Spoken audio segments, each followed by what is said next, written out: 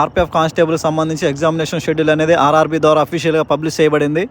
RPF constable సంబంధించి examination అనేది మనకి మార్చి 2వ తారీఖు నుండి మార్చి 20వ తారీఖు వరకు కూడా కండక్ట్ చేయనున్నారు. దీనికి సంబంధించి ఎగ్జామినేషన్ షెడ్యూల్ నోటీస్ అయితే ఇది government of India, ministry of railways, railway recruitment boards, centralized employment notice number RPF 02/2024 constable notice regarding tentative schedule of computer based test for the post of constable. RPF constable సంబంధించి examination అనేది మనం అనుకున్న విధంగానే మార్చిలో conduct చేస్తారనుకున్నాం. ఎక్కువ chances ఉన్నాయని కూడా చెప్పడం జరిగింది డిసెంబర్ నుండి కూడా. అయితే దీనికి సంబంధించి ఎగ్జామినేషన్ అనేది మార్చి 2వ తారీఖు నుండి 20వ తారీఖు వరకు కూడా కండక్ట్ చేస్తారు. అయితే 2వ తారీఖు నుండి 20వ తారీఖు వరకు కూడా కంటిన్యూషన్గా జరగవు. మధ్యలో కొన్ని డేట్స్ అనేవి హాలిడేస్ ఉండవచ్చు. దీనికి సంబంధించి డీటెయిల్డ్ షెడ్యూల్ అనేది నెక్స్ట్ మనకి అఫీషియల్గా పబ్లిష్ చేస్తారు. అంటే ఏ డేట్స్లో ఎగ్జామినేషన్ కండక్ట్ చేస్తారు, అదేవిధంగా ఏ రోజు ఎన్ని షిఫ్ట్లు ఎగ్జామ్ జరుగుతుంది, ఆ షిఫ్ట్లకు సంబంధించి full details, full examination schedule అయితే మనకు త్వరలోనే పబ్లిష్ చేస్తారు. ఇంకా దీనికి సంబంధించి weaving the exam city and date and downloading of travel authority for SC/ST cadets will be made live 10 days prior to the exam date on the official website for all RRBs.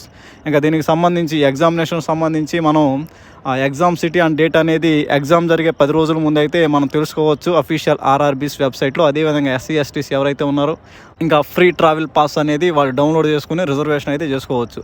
ఇంకా next e call letter అనేది downloading of e call letters will start 4 days prior to exam date mention in exam city and date information link.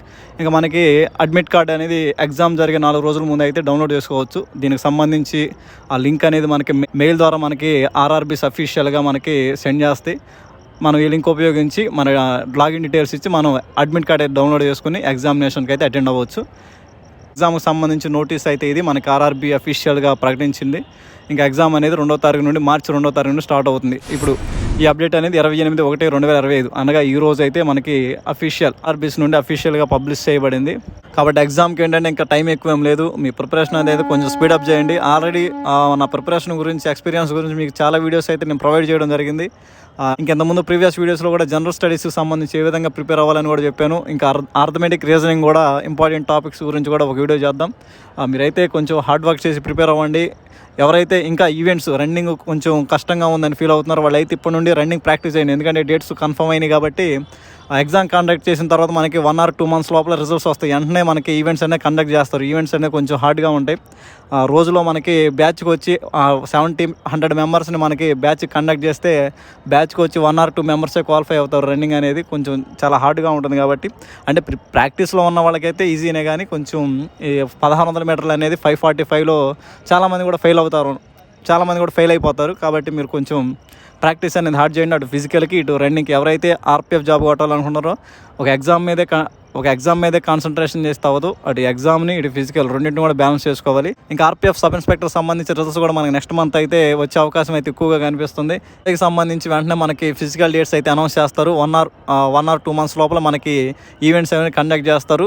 ఇంకా ఈ రెండింటికి సంబంధించి RPF sub inspector, కానిస్టేబుల్కి సంబంధించి training కూడా ఇంకా ఈ November-December లోపు ట్రైనింగ్ అయితే స్టార్ట్ చేసే విధంగా ఏర్పాట్లు అయితే జరుగుతూ ఉన్నాయి. కాబట్టి మీరైతే కొంచెం సీరియస్గా ప్రిపేర్ అవ్వండి. ఇంకా అదేవిధంగా 8th పే కమిషన్ కనుక వచ్చినట్లయితే RPF కానిస్టేబుల్కి మనకి 60,000 రూపాయల వరకు కూడా శాలరీ వస్తుంది. ఇంకా RPSFకి అయితే 70,000 వరకు కూడా శాలరీ తీసుకోవచ్చు. ఇంకా SIకి సంబంధించి అయితే 90,000 స్టార్టింగ్ నెల, అంటే ఫస్ట్ మంత్ శాలరీనే 90,000 వస్తుంది. కాబట్టి మీరు కొంచెం బాగా ప్రిపేర్ అవ్వాల్సి ఉంటుంది. ఎందుకంటే నోటిఫికేషన్ అనేది రిక్రూట్మెంట్ కంప్లీట్ అయ్యేంత వరకు కూడా నోటిఫికేషన్ ఎప్పుడు ఇస్తారని చెప్పలేం. ప్రజెంట్ ఈ వేకెన్సీస్ అంటే ఇలా ట్రైనింగ్ పంపించి వెంటనే నోటిఫికేషన్ ఇచ్చే అవకాశం ఉంది. ఫర్దర్గా ఏమైనా అప్డేట్ వస్తే మీకు నేను అఫీషియల్గా తెలియజేస్తాను. మీ ప్రిపరేషన్ అయితే ఆపకుండా కొంచెం సీరియస్గా ప్రిపేర్ అవ్వండి. ఎందుకంటే RPF అనేది కేంద్ర ప్రభుత్వ ఉద్యోగాల్లో, అది కూడా యూనిఫామ్ సర్వీసెస్లో మన ఇంటి దగ్గర ఉండి ఉద్యోగం చేసుకునే అవకాశం ఒక RPFకి మాత్రమే ఉంటుంది. సెంట్రల్ గవర్నమెంట్కి సంబంధించి ఏ యూనిఫామ్ ఉద్యోగాలు కూడా అవకాశం లేదన్నమాట. మీ ఓన్ జోన్ కనుక సెలెక్ట్ అయితే మీ ఇంటి దగ్గరలో ఉండి డైలీ సర్వీస్ చేసుకుని డైలీ అంటే ఉదయం డ్యూటీ చేసుకుని సాయంత్రం ఇంటికి వచ్చే అవకాశం ఒక RPFకి మాత్రమే ఉంది సెంట్రల్ గవర్నమెంట్ యూనిఫామ్ సర్వీసెస్లో. ఒకవేళ అదర్ జోన్ మీరు సెలెక్ట్ అయినా సరే 5 years లోపల మీ ఓన్ జోన్కి అయితే వచ్చేయచ్చు. నెక్స్ట్ మనకి సౌత్ కోస్ట్ రైల్వేకి సంబంధించి జోన్ ఏమైనా ప్రకటించినట్లయితే, అంటే అఫీషియల్గా అయితే ఇంకా కార్యకలాపాలు అయితే నిర్వహించలేదు కాబట్టి అఫీషియల్గా మనకి జోన్ కూడా ప్రకటించినట్లయితే మనకి ఇంకా విజయనగరం, శ్రీకాకుళం వీళ్ళందరూ కూడా ఇంకా దగ్గరగా ఉండే అవకాశం అయితే ఉంటుంది.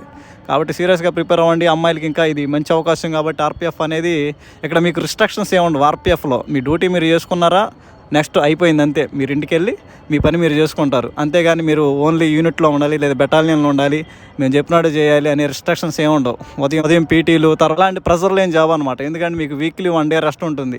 ఏ యూనిఫామ్ సర్వీసెస్ కూడా 1 డే రెస్ట్ అనేది ఇవ్వడం అనేది చాలా కష్టం అనమాట. అదిగాక మీ లీవ్స్తో పని లేని ఉద్యోగం ఇది. వీక్లీ 1 డే రెస్ట్ తీసుకుని ప్రశాంతంగా మీ పని మీరు అయితే చేసుకోవచ్చు, మీ డ్యూటీ మీరు చేసుకోవచ్చు.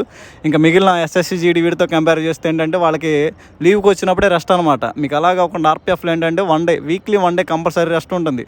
అదేవిధంగా దీనిలో చాలా రకాల ఫెసిలిటీస్ ఉన్నాయి. అంటే రైల్వేస్లో ఏంటంటే ఆర్పిఎఫ్ అనేది చాలా ప్రత్యేకం. అటు రైల్వే ఎంప్లాయీ ఏ విధమైన ఫెసిలిటీస్ పొందుతాడో వాటితో పాటుగా కొన్ని స్పెషల్ బెనిఫిట్స్ అయితే ఉన్నాయి. కాబట్టి కానీ మనకి లీవ్స్ కూడా ఎక్కువే. ఇయర్లీ మనకి రెస్ట్లో మన సిఆర్లో ఎల్ఏపీ ఎల్హెచ్ఏపీ అన్నీ కలుపుకుని సుమారుగా 115 రోజులు లీవ్స్ ఉంటాయి. అలానే మనకి 13 months శాలరీ ఉండిద్ది. రైల్వేలో ఒక ఆర్పిఎస్ ఒక మాత్రమే 13 months శాలరీ ఉండిద్ది. లీవ్స్ ఉంటాయి, మనకి 30 months శాలరీ బెనిఫిట్ ఉండిద్ది. ఆ తర్వాత క్యాంటీన్స్, మనం ఎస్ఎస్సి జీడీలో అన్ని ఫోర్సులకు సంబంధించి canteens BSF, CRPF, ITBP, SSB అన్ని క్యాంటీన్స్లో మనం పర్చేస్ చేసే అవకాశం అయితే ఉంది. మన క్యాంటీన్ కార్డ్స్ ఇస్తారు. కేపీకేబీ కేంద్రీయ పోలీస్ కళ్యాణ బందర్ అనే క్యాంటీన్ కార్డు ఇస్తారు. దాని ద్వారా మనం గ్రాసరీ ఐటమ్స్ ఆల్ ఇండియాలో ఎక్కడైనా పర్చేస్ చేయవచ్చు. మనం ప్రత్యేకంగా మనకు ఆర్పిఎఫ్ వరకు క్యాంటీన్స్ ఉంటాయి. అదేవిధంగా మనకేంటంటే రైల్వే హాస్పిటల్స్ మీ ఫ్యామిలీ మొత్తానికి ఎంత ఖర్చు అయినా సరే మనకి నియర్గా అంటే మన సిటీకి నియర్లోనే మనకి రైల్వే హాస్పిటల్స్ ఉంటాయి. మీ డివిజన్ ఉండేది కదా, మీది విజయవాడ అయితే విజయవాడ, వైజాగ్ అయితే వైజాగ్, ఇంకా శ్రీకాకుళం, విజయనగరం ఇటు చుట్టుపక్కల వాళ్ళందరూ కూడా దగ్గరలోనే రైల్వే హాస్పిటల్ మీ ఫ్యామిలీ మొత్తానికి ప్రొవైడ్ చేస్తారు. ఇంకా అలానే మనకి ట్రైన్ పాసెస్, రైల్వే ఎంప్లాయీస్కి మాత్రం ఉండే ఫెసిలిటీస్ ట్రైన్ పాసెస్ మనకి ఇయర్లీ కూడా సుమారుగా మన సర్వీస్ని బట్టి ట్రైన్ పాసెస్ అని ఇంక్రీజ్ అవుతూ ఉంటాయి. మనకేంటంటే ఏసీ పాస్ ఇస్తారు. మన ఫ్యామిలీ మొత్తానికి కూడా AC pass all India level ఎక్కడికైనా వెళ్ళవచ్చు. అదేవిధంగా మెయిన్గా మనం ఏంటంటే పబ్లిక్తో కమ్యూనికేట్ అయ్యి చేసే ఉద్యోగం ఇది. పబ్లిక్ మధ్య ఎప్పుడు కూడా మనం తిరుగుతూ ఉన్నప్పుడు ఆ ఫీల్ అనేది వేరుగా ఉండేది. పబ్లిక్లో డ్యూటీ చేసే ఫీల్ అనేది రైల్వే స్టేషన్ డైలీ కూడా ఆ ఫీల్ చాలా బాగుండేది. కాబట్టి ఇదేంటంటే ఆర్పిఎఫ్ అనేది చాలా ప్రత్యేకం. దీని క్రేజ్ ఎక్కువ. ఆల్ ఇండియా లెవెల్లో సుమారుగా మనకి ఒక 70-80 లక్షల మంది కూడా పోటీ పడుతూ ఉండొచ్చు ప్రజెంట్ ఈ జాబ్ కోసం. కాబట్టి ఏంటంటే దానికి తగ్గట్టు హార్డ్ వర్క్ కూడా చేయాల్సి ఉంటుంది. మనం ఆర్పిఎఫ్ జాబ్ అనేది చాలా అదృష్టంగా భావించాలి యూనిఫామ్ సర్వీసెస్లో. కాబట్టి మీ అందరూ కూడా బాగా ప్రిపేర్ అవ్వండి. మన సౌత్ వాళ్ళందరూ కూడా ఉద్యోగాలు సాధించాలి, మంచిగా సెటిల్ అవ్వాలి. ఇంకా ఫ్యామిలీ పరంగా కానీ డ్యూటీ పరంగా కానీ ఎలాంటి విషయంలోనైనా సరే ఆర్పిఎఫ్ అనేది చాలా బాగుంటుంది అన్నమాట. అమ్మాయిలకైనా అబ్బాయిలకైనా సరే మీరు ఎక్కడైనా ఫ్యామిలీ పెట్టుకోవచ్చు. శాలరీ విషయం అయినా సరే శాలరీ కూడా మీకు తక్కువేం రాదు. స్టార్టింగే మనకి ఆర్పిఎఫ్ కానిస్టేబుల్కి 60,000 ఉండబోతుంది మనకి 8th పే కమిషన్లో. ఇప్పుడే మనకి 45-50 వరకు కూడా వస్తుంది. తర్వాత మనకి ట్రావెలింగ్ అలవెన్స్, మనకి ఎలాంటి రిస్క్ లేని ఉద్యోగం కానీ మనకి ఎలాంటి రిస్క్ లేకుండా ట్రావెలింగ్ అలవెన్స్ ద్వారా నియర్లీ 19,000 కానిస్టేబుల్ అయితే మంత్లీ ట్రావెలింగ్ అలవెన్స్ అది వస్తుంది. అంటే శాలరీ కూడా హై లెవెల్లో ఉంటాయి. అదేవిధంగా ఆర్పిఎఫ్ ఎస్ఐకి ఓన్లీ ఒక అలవెన్స్ మాత్రమే, ట్రావెలింగ్ అలవెన్స్ 30,000 ఒక అలవెన్స్, జస్ట్ అలవెన్సే 30,000 ఉంటుంది ట్రావెలింగ్ అలవెన్స్ అనేది. ఇంకా మిగిలిన బేసిక్ పే, మిగిలిన అలవెన్స్లు అన్నీ కూడా యాడ్ చేసుకుంటే 90,000 స్టార్టింగ్. కాబట్టి శాలరీ విషయంలో అనేది దేని విషయంలో అయినా సరే ఆర్పిఎఫ్ అనేది చాలా బాగుంటుంది. మీరైతే కొంచెం హార్డ్ వర్క్ చేసి ప్రిపేర్ అవ్వండి. ఈ అవకాశాన్ని అయితే మిస్ చేసుకోవద్దు. మన ఛానల్ ద్వారా మీకు ఎంతో కొంత ఇన్ఫర్మేషన్ యూజ్ అయింది. మీరు ఎవరెవరు జాబ్ కొడితే అది చాలా హ్యాపీ అనమాట. మీ అందరూ కూడా all the best. Thank you.